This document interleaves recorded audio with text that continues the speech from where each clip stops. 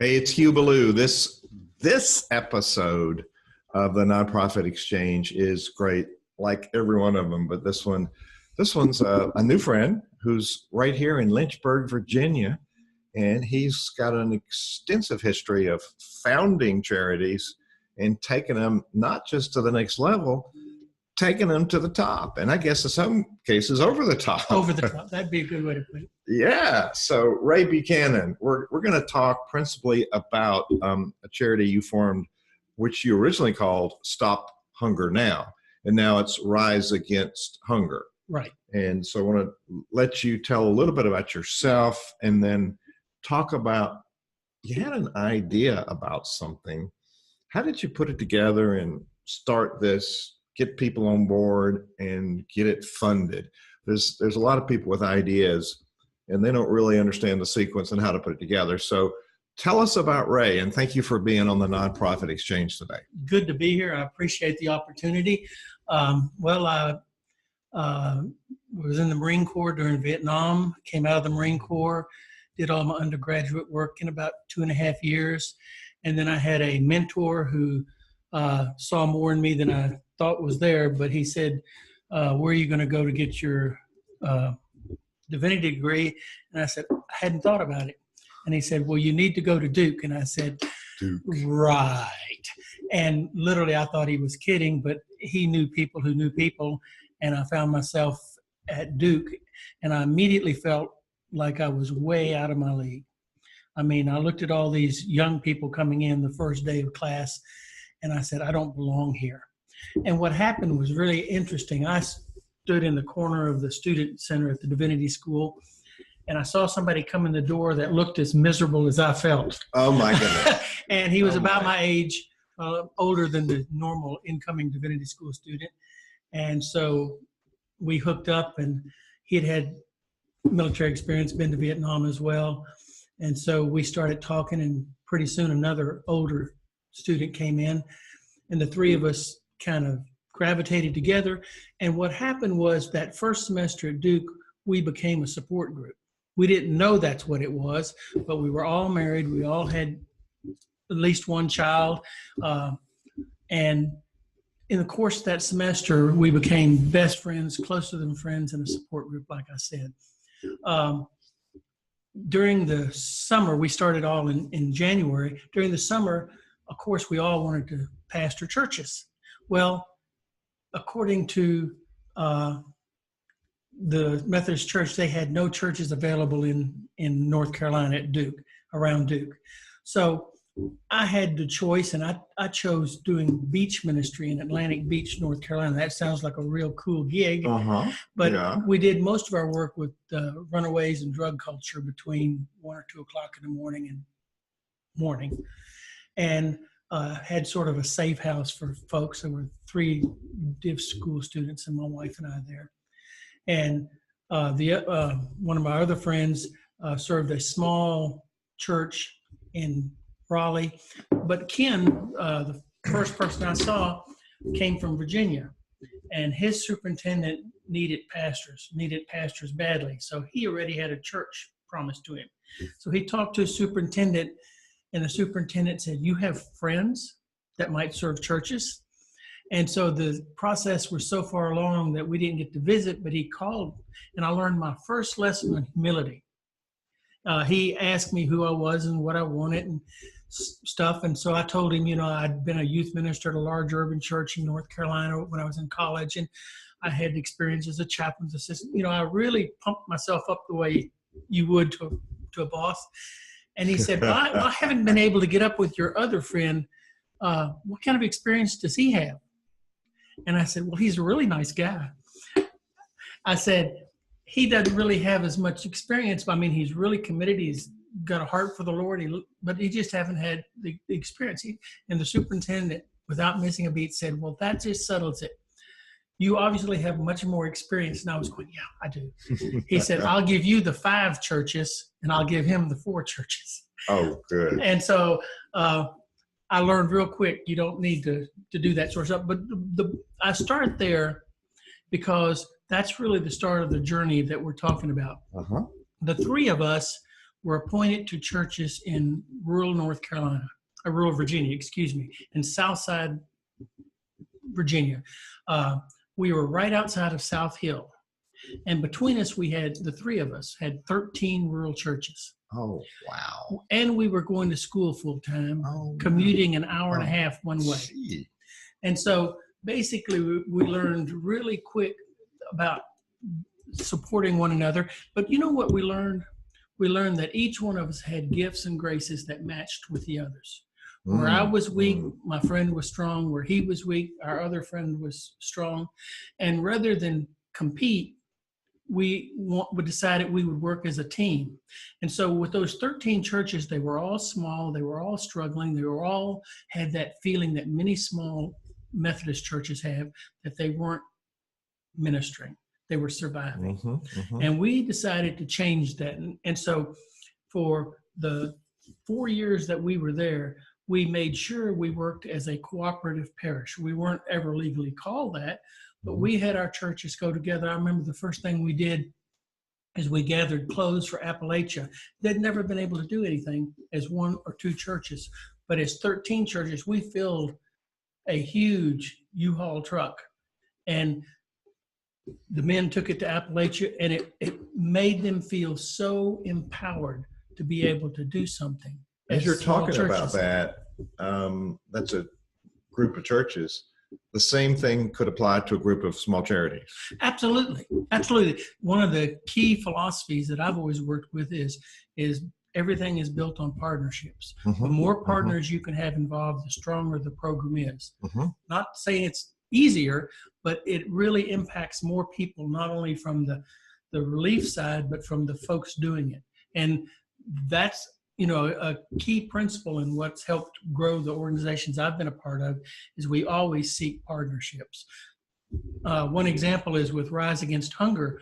When I started, fess up, I knew nothing about international relief work. I'd been doing domestic relief work for 20 years, and I'd done a few things internationally, but how you work internationally was something I had to learn on the job.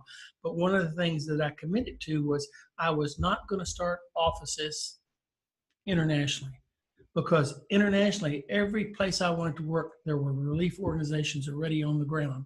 So I didn't need to reinvent the wheel. I just needed to partner with the folks already there who had a better idea of what was necessary. I'm going to not let that one slip by. Okay. You really understanding the synergy of collaboration. Let's just do more stuff than we can do by ourselves. Absolutely. So what year was that when you thought about I started Rise Against Hunger in 1998, in January of 98.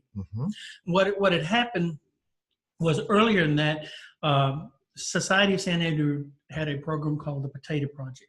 And that's a story of God's grace. I mean, basically, Society of San Andrew was an intentional community devoted to covenant living. And what that means is, in response to world hunger, we said we wanted to come together and demonstrate a lifestyle that the entire world could adopt, a just lifestyle, a fair lifestyle. And so we had two families that moved together on a farm. We covenanted to live under the poverty level. And at that, when we started in 1979, that was about $2,000 a person. Oh my goodness. Yeah, so if you put all the stuff in the world in a pile and everybody took a fair share, in 1979, it would come out to about $2,000 a person. And so we made a covenant that we were going to live on under that. We had 9 people in our community, 4 adults and 5 kids. And so we said, we're going to live on under $18,000 a year. Well, we never made it up to $18,000 a year.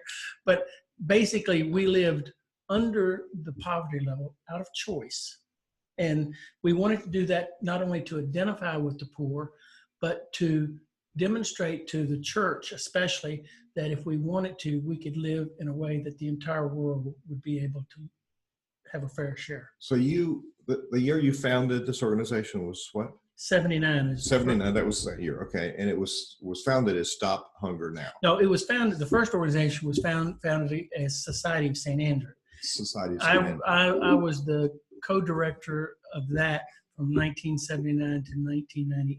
In 1998, And the reason I left Society of St. Andrew is because after 15 years or so, both my co-director and I were getting burned out. Mm-hmm. You start out with your hands working with the poor, shoulder to shoulder. Mm-hmm. But as the organization gets bigger, you get further and further away from the poor. Mm-hmm. We worked with the poor, then we had staff who worked with the poor, then we had managers who worked with it, then we had directors of the managers, and all of a sudden you look around and you've got 70 or 80 employees in 5 or 6 states, and you're so far you can't even see the poor. And so I started using my vacation time to go internationally to work in Africa and what have you, so I could still get my hands dirty. That's interesting. You get so far away from the work that's your passion. You get sucked into the organization. There's a lesson in that too. Oh, absolutely. So when did you found this organization that's now Rise Against Hunger? 1998. 98. And it was founded as Stop Hunger Now. It was founded as Stop Hunger Now. And the reason the name is important. The reason I founded it, because as I did my work internationally, it hit me that although hunger in the United States is real and it's horrible and it's immoral, richest country in the history of the world, that we have hunger doesn't make sense. You know, and the Christian church has to understand its responsibility in that. But as I worked internationally, there were opportunities that started arising to do stuff internationally. Mm-hmm. And my passions fairly quickly turned to doing international work, because although hunger is real in the United States, it's qualitatively different than hunger around the world. In the United States, no one dies of hunger. Mm. I challenge you to find the newspaper article that talks about the last time anyone died of hunger. They might have died of exposure, hunger, or something, but it's such a rarity that it's just not measurable. You go international, and now after all these years, we've got hunger down to where it's only about 20,000 people a day. A day. But when I started, it was like 30,000 people a day dying of hunger. Now, you know, that's there's no way to explain that. And so I've always wanted to have the biggest impact. And so I started focusing internationally, and my partner, you know, after you work together with somebody for 20 years, you know each other. And he looked at me and said, if you need money for that, you raise it. We don't have money for that. I mean, at that time, Society of St. Andrew was doing about $15 or $20 million worth of in-kind work, and our cash budget was $1 million, $1.5 million a year. And so we never had enough money. And so that's how Stop Hunger got started, because I needed to raise $25,000 for a special project. Didn't have it.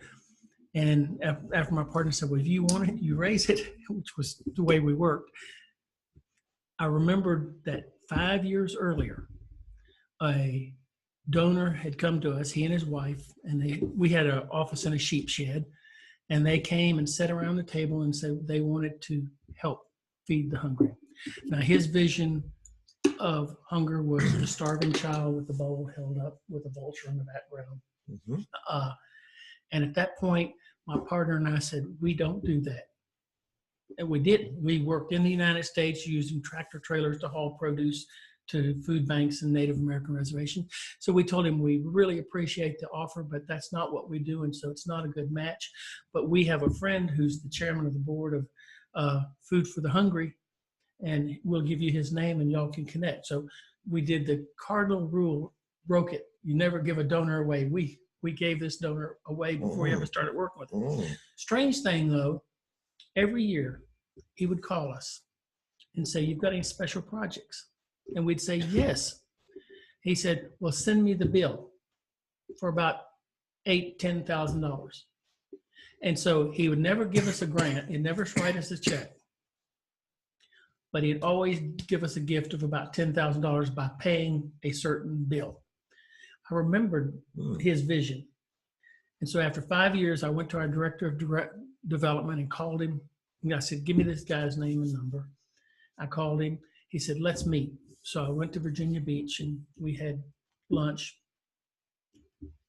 And I'll never forget it. The timing was amazing. I drove from Big Island. He drove a couple of blocks and we got there at the same time. And as we're going in the restaurant, I mean, we meet in the parking lot and we're walking in the restaurant. He said, well, how is things going? Just making small talk. And I said, great. My daughter is having her first child. He said, oh, you're going to be a grandfather for the first child. Now, the proper answer would be, of course I am. Yes, that's great. But I said, no, actually, when my son turned 21, he got a girl pregnant. And so I've got a grandson. And I'm going to myself, shut up. You're talking to, this is not the way you, shut up. It was like I had verbal diarrhea. We get in and the maitre d' seats us, and then he comes back and he starts to speak, and John just waves his hand and says, no. And he leans across the table and he says, Ray, last year was the worst year of my life. I went from being a millionaire to not being a millionaire. I got kicked out of my own organization that I started. My wife divorced me, and my son had to get staggering drunk to tell me that he had gotten a young lady pregnant. Oh my goodness. Now, this is before the menus get there. Oh my goodness. All that is just simply to say, oh my goodness, we were on a level that you normally don't get to with a donor until you've cultivated them for years. And that's how Stop Hunger Now got started, to be honest. Wow. We are, if you're on, we're recording live the Nonprofit Exchange. We're broadcasting live on Facebook. So if you've come by and wonder what this is the Nonprofit Exchange. Every Tuesday at 2 Eastern, we talk with a thought leader about how they have made things happen. So, and we're talking to Ray Buchanan about multiple charities that he has founded. But Ray, I have moved from using the word nonprofit a lot, even though this is the Nonprofit Exchange. In conversation, I use the word charity because we have a tax-exempt charity. And it's a business and a framework that's got a lot of rules and regulations for IRS. And my co-host here, Russell, used to work for IRS, and he's very much up to date on how we need to comply with those. But we really still need to have strong business principles. But if you're listening on Facebook, feel free to ask questions. If you're listening to the podcast sometime in history, you can ask questions on the podcast page. And we'd learn from other people's stories. So, Ray, when you're looking back and talking about starting these, Russell was just meeting with a gentleman that's got a hunger project. This is quite an amazing story, Russell, about Ray starting what was called Stop Hunger Now. Now it's called Rise Above Hunger. So you had an idea. How hard was it to get it off the ground? How hard was it to get people to support it with you? And then how hard was it to get some funding? Well, all of that, I want to say one of the first things that with my first organization, Society of St. Andrew, what made that successful is that when we started our first big project after 3 years, we fell into the potato project, which is taking unused produce otherwise thrown away, wasted. We were going to get that to the hungry across Virginia. Mm-hmm. And basically, the farmers agreed to give us the produce, but they had to get their money recouped on the extra labor, the bags, and the transportation. And so I could tell you a lot of funny stories about that, but long story short, they could get us potatoes that normally would be thrown away for 3 cents a pound. Phenomenal price. Well, they said they could get us 1 million pounds of potatoes. Well, 1 million pounds of potatoes at 3 cents a pound is $30,000. At that point, our two families were living on between $12,000 and $15,000 a year. Mm-hmm. So that was all the money in the world. Basically, that first $30,000 came from the United Methodist Church seeing the vision and buying into the vision. And I could talk for hours about the faithfulness in that, because at that point we were seen as a couple of hippies, living on a farm, and we weren't the fair-haired young guys, but they had enough faith to put the money into it. But once that project started, we had never realized that we were just scratching the surface. Farmers kept wanting to give us more and more produce, which required more money, and we found more distribution areas, which required more transportation. And literally within 2 months, we were spending we had $30,000 to last us the summer. And after about a month and a half, we were out of money. It hadn't been misused. It was just the need was so great. Yeah. And so we started, having to raise money. And the first thing we did was my partner's brother, who had a business degree, came to us and said, y'all need somebody to run this. And both of us understood that, numbers are not my friends. Okay. I'll be honest with you. Okay. I like letters. You can make words with letters, and words make sentences. Numbers are just numbers. And so we asked his brother to help us, and he graciously came to help us. And from day one, we ran the organization as a business. From day one. From day one.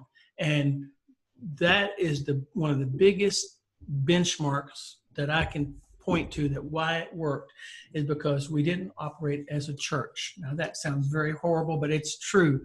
We operated as a business, not only in that the finances were handled to the penny. I can literally remember Friday evening at 6 o'clock realizing that David was still in the office. We operated out of a sheep shed, had previously had sheep in it. And I'd see the light on, I'd go out and I'd say, David, what are you doing? He said, I can't get these books to balance. And I said, what is it? He said, it's 27 cents. I cannot find it. And I said, here's a quarter. And he said, no, you don't understand. And I mean, that's the way we operated financially from day one. But we also realized that when we made a promise, it was a commitment. And unlike a lot of charities, church organizations, nonprofit, it was not, we'll get to it if we can, when we can. If we said we were going to do something, we did it. And so the operating as a business is a key principle that every nonprofit ought to operate by. Hey, Russell, we teach this stuff. Here he is telling us it works. How about that? Hey, the sweet spot is where funds and compliance and compassion come together. That's what I'll call the sweet spot. Yeah. 27 cents, by the way, is not material if you got more than $5. Well, I understand that, but the principle is the same, Yeah, but the principle is the same. And so, yeah, it's operating like a business without losing who you are. Right. And it's important if you've got a mission that, well, if the mission is spiritual, you don't have to lose that. There's a point in there where money and spirituality mix. It's just understanding that both are critical components to what you're doing, so that you don't leave either out to the exclusion of they're not mutually exclusive, in other words. Absolutely. Well, to jump forward, when I started Stop Hunger Now, basically I met with this donor, and I was asking him for $25,000. Now, he had been giving us $10,000 a year for 5 years. Mm-hmm. And when I got to the point where he said, now, what do you really want? I told him I needed $25,000 to move 3 containers of food to North Korea and a couple of places in Africa. He said, fine, I'll write you a check Monday. Now, anytime you can take a donor from $10,000 to $25,000, that's a home run. And I was just going internally, yes. I couldn't wait to get home and work out the logistics. But he looked across the table and he said, tell me, you said you were burned out and were thinking about leaving the organization a couple of years earlier. What is it that you really want? And not trying to be flip, but I said, I want to feed more hungry people. And he's not the kind of man that accepts an answer like that. He said, I ask you a serious question. Give me a serious answer. And so I had to take a deep breath, and I answered him, what I'd really like to do is to go to crisis areas around the world, find out what the real need is, come home and cut through all the red tape and BS and get that need met as fast as possible. And he leaned across the table and he said, that's exactly my dream, with one exception. And I said, what is that? He said, I'd want you to take the checkbook with you. And we finished the meeting, and as we're getting in our cars, he looked at me, he said, let's see if we can't make our dreams come true. 2 days later, he called and said, how soon can the head of my foundation and I meet with you and your partner in Big Island? And 2 days after that, 4 days after our original meeting, they were in our office. And both my partner and I knew what he wanted, set up an international hunger relief organization. My partner and our wives and I would been nonstop figuring out how to make it work. Now, at that point, Society of St. Andrew had an 18-year track record. We were known throughout the United Methodist Church. We're working in all 48 contiguous states. We constantly went up to the Hill and gave testimony on hunger and gleaning. And I was on the House Select Committee and a bunch of stuff like that. And so we just said, oh, good, we're going to have a domestic arm, international arm. So we presented that to him as what we were going to do. And he just looked at us and crossed his arm across. He says, nope, I'm not interested. We were crushed. We thought we had this perfect, plan. He said, look, you're a domestic hunger organization. Your board is always going to fight over who gets the money. He said, here's what I'll do. I'll give you $250,000 a year for 2 years. 3 conditions. 1, you set up a new organization. 2, you set up a completely separate board of directors. And 3, you, pointing right at me, be the director. Oh.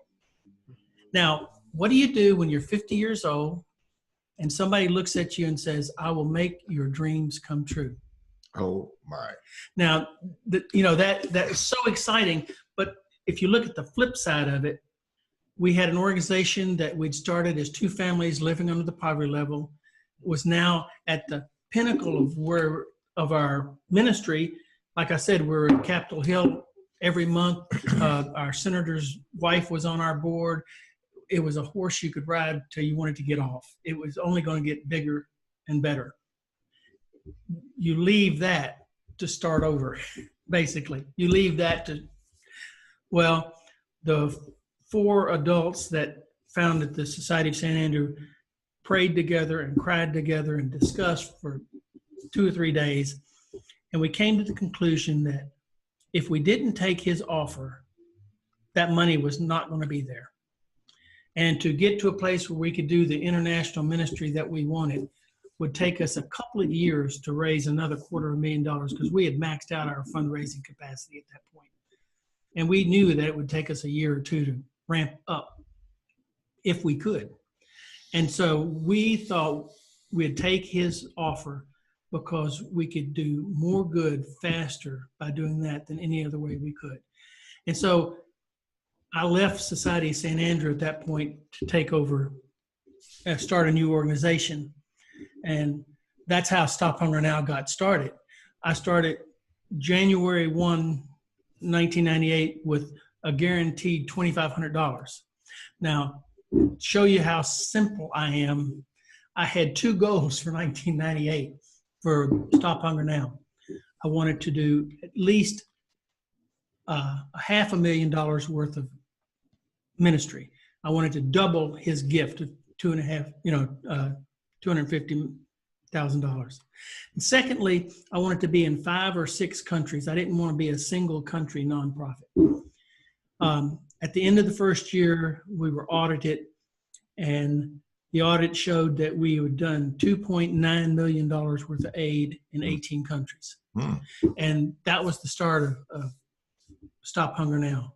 And the name is very significant because Society of St. Andrew, my first organization, was named for the disciple Andrew. We liked him because he was always introducing others to Jesus one at a time. Here's my friend. We liked that kind of evangelism. But more importantly, he was the disciple that knew about the boy with the loaves and fishes, right, when Jesus fed the 5,000. Very significant spiritually. But as we grew, we had focus groups and consultants come in. And the first thing every group said, that's the most horrible name you could have picked. There's no worse name. Society of St. Andrew, is that a Presbyterian program? Is it a Catholic program, an Episcopal program? Is it a golfing group? It says nothing about what you do. And I learned that.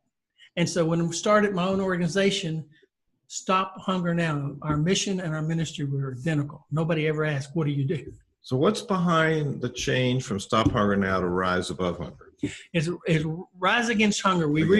That's all right. We rebranded this year because as we grew, we realized that Sodexo has their foundation is called Stop Hunger.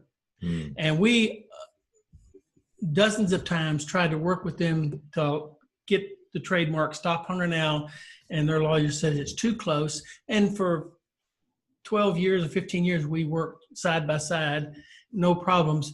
But as our program expanded internationally and we started doing more programs outside the U.S., we bumped up against Sodexo in England, for example, where they didn't want us to brand Stop Hunger Now in England for some reason. And so our board started looking at it and realized that we had to get a trademark name.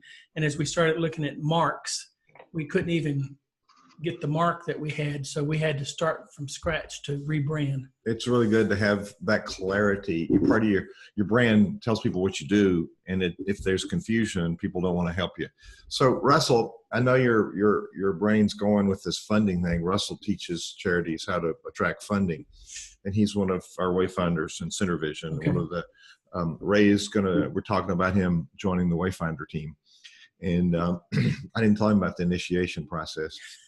But I don't have a lot of hair to shave. Yeah, well, I mean, there's full heads of hair, and then there's perfect ones like this. Yeah, that's exactly right. You don't need to dress this up. I hear you. So, Russell, did you come from you got the striped shirt on? People on the podcast can't see that. Did you come from a ball game where you're refereeing, or were you on the work camp for the prison? Rocks and the Little Rocks all morning long. I hear you. So Russell, you're listening to this story like I am, and I'm thinking, well, this is like a fairy tale story. How did these people come along? So not everybody. Here's one of the like inmates here. Look at that. Look at that. So this is one of our colleagues in Denver. So as you're real popular. People just drop by where you're talking. I'm just a party waiting to happen here. I know. Yeah. So as you're listening to his story, how many charities have we worked with over the years that really struggle to get somebody to believe in them, to help them get some funding? So there must be something that worked with your tenacity, your language or something. So Russell, what are you hearing, and what question do you have for Ray about this early stage and putting the funding piece together and then getting the right team? Well, I mean, that's a perfect illustration of what we talk about when we talk about why are you doing what it is that you're doing and what do you want to get out of it. That's a perfect illustration of how important that is, because that's exactly what happened to Ray. And when somebody brings that horse to you and says, here's the gift horse, you don't quibble over what color the bow is. You just say thank you and move on. And so there's a lot of fear involved with that. But you took the bull by the horns and went on and did what it was that you thought you needed to do, and focus on the fact that the mission is important. This is big. This is something that's bigger than me. Got to go here. I've got to do this. And here it is. And so face that fear and go ahead and do it anyway. And talk with people and find out what's important to them. And you were able to speak their language. And that's why they partnered with you. And so when you talk to people, it's important to use language that is important to them and that they value, and move from that standpoint. So let's talk about that a little bit, Ray, because I'm sure there were some doubts or some voices come up. We have our critics, we have I call them itty bitty committee, and I throw a little something extra in, but this is PG-13. I'm not going to throw the extra word in there. Yeah, itty bitty committee that comes calling when you go to grasp that dream and then you go to take it a step further. Talk about how you handle some of those conversations that were going on in your head and push through them to reach for the bigger goal. Well, it's interesting that you say that, because I tell friends that Stop Hunger Now started in January 1998. We knew about it from the end of August. That's when the donor made the decision to move forward. From the September through March, that 6-month period was probably the period where I was most frightened in my whole life. because I had always worked with a partner, worked as a team ministry. We had gotten very successful with what we were doing. We fulfilled all our commitments and were just growing. And I was getting ready to leap out into an area I knew basically nothing about, with no support network behind me. And I was so frightened, but I realized after I did it, it was, I was thinking it was like jumping across the Grand Canyon, and actually it was just like stepping off a curb. It was just a change. It was nothing great. I think what helped me was what I'd learned with my first organization is people honor results. And the people allowed us to do the potato project because they had seen us living for 3 years according to, a basic lifestyle of justice. That being just and living that out gave us a platform to do the domestic hunger. Doing the domestic hunger piece for 18 years said that, yes, we can fulfill what we promised.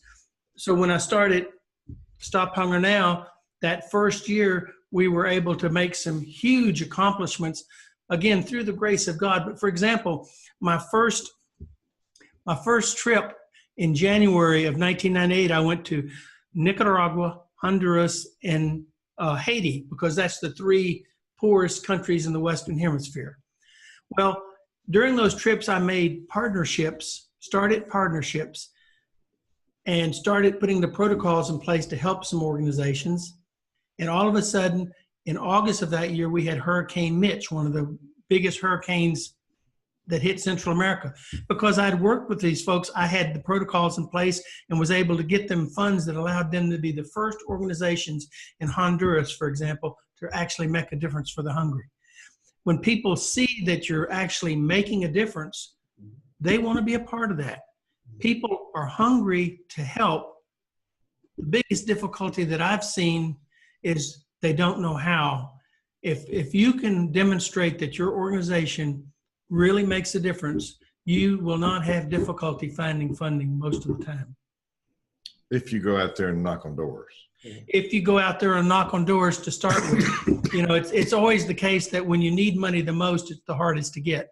And when you get to the place where you've grown the organization to where money is not quite as difficult to come by, it flows in.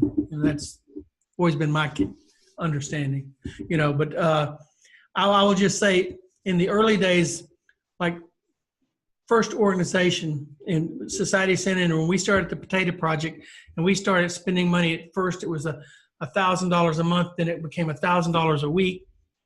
And we literally had the capacity to spend ourselves out of existence in any 2-day period that we decided to move enough produce. Went to DC and talked with a lady at a project where we were getting potatoes for her. And she said, I know a man that might want to help you. He said, let me give you his phone number. And he likes organizations like yours. And, he'll probably give you $1,000. And $1,000 was wonderful for us. So I called the number. It was a business number. And he never had come in by 11 o'clock, and he had always left by 1 o'clock. And literally for over a week, I couldn't get up with him. So I finally asked the secretary or administrative person, I said, I'm sorry, but I really need to talk to this gentleman. Is there any other way I can get a hold of him? She said, well, let me give you his home phone. And so I called his home phone for a week and never got up with him. And we were panicking. The need for money was so great. We were at a loss. And I called the secretary back, and she said, oh, I gave you his bedroom number. Let me give you his den number. And so the first time I called, this young man, and he was a young man, answered. And I told him who I was and what we were doing. He said, oh, man, that is so cool. I like that. Could you use $10,000? And I was hoping for 1,000. And I said, yeah. He said, well, let me talk to my dad, and we'll put it through the foundation, and we'll give you $10,000. And so with just a letter, I sent him a letter request. He gave us $10,000. Then they gave us another $10,000. Then they gave us another $10,000. That was $30,000 over the course of 2 months with never meeting him, just a letter. And I kept trying to meet him, to take him to lunch and get to know him and cultivate him. And he said, man, I don't do the lunch thing. And I said, fine. I said, one time knew I was going to be in DC, and I said, I'd love to come see you. And he said, well, come up to the house and we'll talk. And I came to the house, and this was a young guy who had been involved in the drug culture, and it had affected him quite a bit. And he had a huge truck, with a mud bog truck, taller than I was. And he came out, and we spent about 4 hours together just getting to know each other. And he fixed us ham sandwiches in the kitchen, and just a really nice young man who was really trying to find himself. I mean, he had a good heart, and never talked about money the whole time. As I was getting ready to leave, he reached into his back pocket and he gave me an envelope. He said, now, we've been giving you money from the foundation. This is from my personal account. He said, I'm sorry it's not any more than it is, but I've been burning through the money a lot faster than I thought. My accountant said that he was surprised that I had any left in the account at all. He said, but this is all I can do, but I believe in what you're doing. Well, I thanked him profusely, of course, and put the money in the car and got in the car and drove out to the edge of the driveway. It's a long driveway outside of DC. And I couldn't stand it. I wasn't going to get on the road home until I looked at the envelope, and there was a check in the envelope for $43,500 from his personal account. Now, the reason that's significant is that $43,000 got us through the next 3 weeks, at which time the United Methodist Committee on Relief gave us a grant for $100,000. But you just never know how you cultivate donors. But if you're faithful in doing what your passion calls you to do, and you communicate that openly to your donors, they will respond. That's a big and. A lot of people don't connect those dotted lines, do they, Russ? Well, yeah, that's that fourth piece of the 4 steps to building a high-performance nonprofit, is communicating that value that you bring. The language is a little different for different people, but it's about relationships, and you get out there and you do it and you communicate that, and that's very important. It's critical, but it's actually being able to go out there, understanding what your core is, and communicating those values. And it may not be for everybody, but you go out there and you do it, and you make those critical connections, and that's what it's all about. It's about relationships. And and I was just thinking, because that's an example of one donor, but you have different people who volunteer, you have different people who come to work. And one of the, so what are some of the things when people say, why do you work with Rise Above Hunger? What are some of the reasons that people will give? And when you understand that, you can communicate that. So I'm going to put that question to you, Ray, because you've got all of these relationships that you built, whether it's a staff member, volunteers. What are some of the things that people are saying when the question, why do you work with Rise Above Hunger, comes up? Well, that's a good question. We get the same answer all the time. We engage about 250,000 to 350,000 volunteers a year now.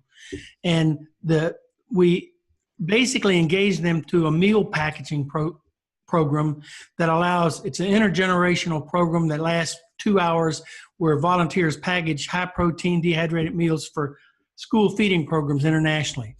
And it's a beautiful entrance into making a difference on hunger. And we get the same responses every time we ask people. We usually don't have to ask them. First of all, they say it's so much fun. We can make a difference. We're having an impact.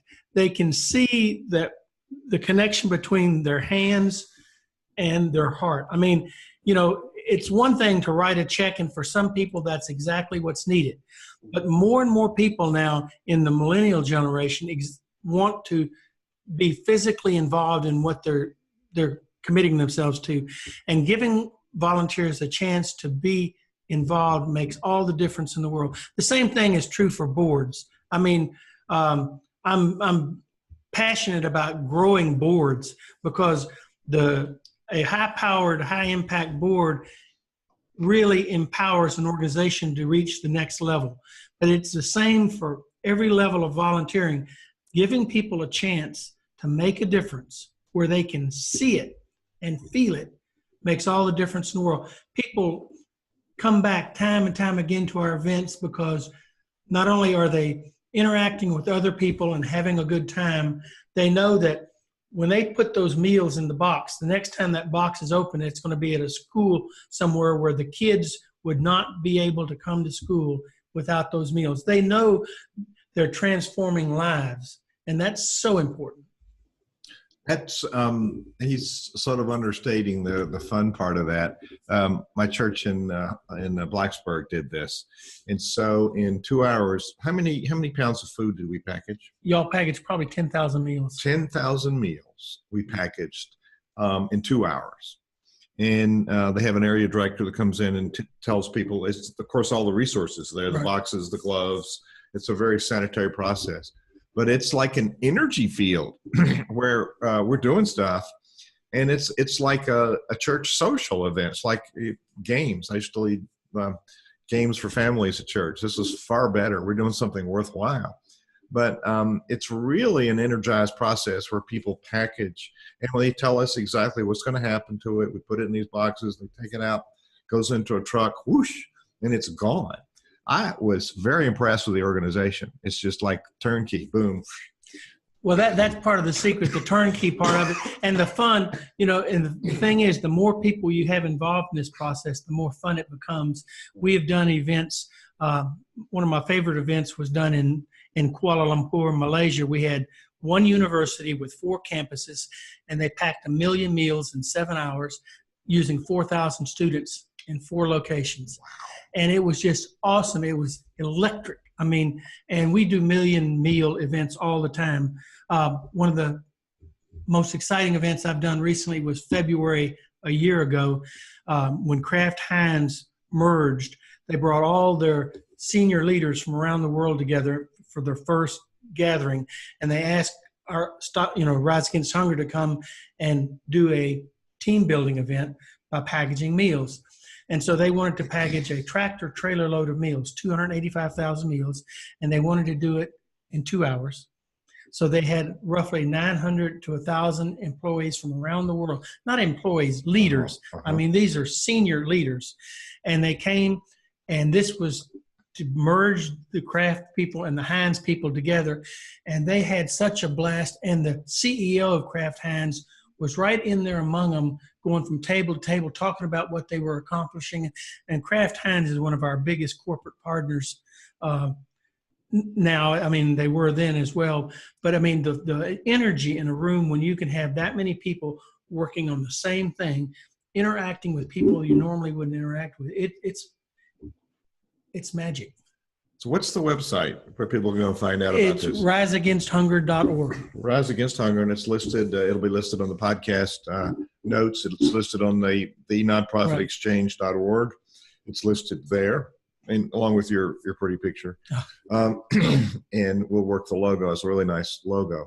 So you started this. The story of that getting started is pretty dramatic. I'll fund if you'll start a new organization. So talk about it today. How many countries, how many pounds of food, how much reach? Well, we started in 1998, and for the first 7 years, we were a crisis relief organization. Mm-hmm. I was in the Marines, and so I'm comfortable with being in sketchy situations. And so we focused on getting into areas where the larger organizations either couldn't go or wouldn't go. And we were a fast operation. I mean, we go in faster than most organizations and make stuff happen. I always wanted to move that away from crisis relief into a more sustainable attack on hunger. Our original board, the donor who gave me all the money, was not interested in that. His idea of feeding the hungry was crisis relief only. And so after about 7 years, we had some board transition and a lot of other stuff.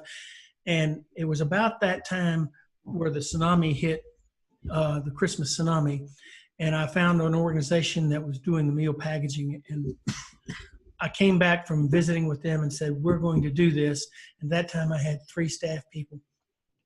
And basically I said, we're going to start this in 2 months. And they all laughed at me, but we were able to get it started in 2 months. And the first year we started meal packaging, we packaged 1.1 million meals. The second year it was 3 point. Well, we've grown now to, this year we'll package 75 million meals for the hungry. 75 million from a start of 1.1 million. Well, yes. My goodness. And the point is now we have offices in 20 cities in the United States, and we now have offices in 5 countries. Now, I always said I didn't want to raise a flag in other countries, and we didn't do that until we absolutely had to. And what I mean by that is we don't set up offices in countries to distribute meals. We've got implementing partners that do that, like I said, that do it well. They know what they're doing. But so many countries came to us and said, we want to package meals and engage volunteers in our country. South Africa was the first. And we looked around, and South Africa had all the resources necessary to package meals.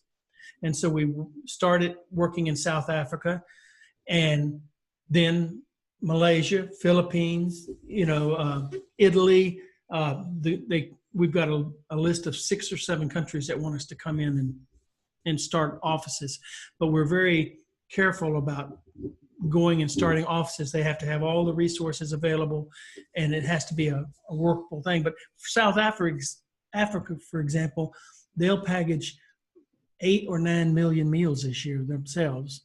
But what they have done is they have taught the United States so much. And this is the fun part about when you have work as partners. The situation in South Africa is completely different than the United States. They have lots of volunteers, but no funding. The churches in South Africa don't have a financial base. So they had to start going to corporate donors, where we weren't using corporate donors in the United States so much. And basically, the corporations really got in behind what they were doing and started giving significant amount of funds. And we went to school and said, well, if they're doing it, why don't we work on that? And now our corporate income has grown by over 70% because we went to school with what South Africa was, and we learned from each other that way. In the Philippines, for example, our office there said we use dehydrated vegetables in our meals. Well, rather than buy those on the market, why don't we get farmers to grow them so they can have a sustainable livelihood? So they've got cooperative farms now where the farmers know that when they grow these vegetables, they're going to be bought at a fair price. Now they're actually they're getting the production ready to where these can be dehydrated, which will employ more people. And they've got the whole value chain from growing the vegetables to putting them in the meals and employing lots of, and so in India, they're doing some other, so every country operates as its own entity. And in fact, just came back from the Philippines a couple of months ago where we had our first strategic global gathering where we're trying to figure out how to operate more as a global organization rather than the U.S. and affiliates. And I can't say enough about the board in the United States willing to look at that and say we can be one among equals rather than, being paternalistic about it.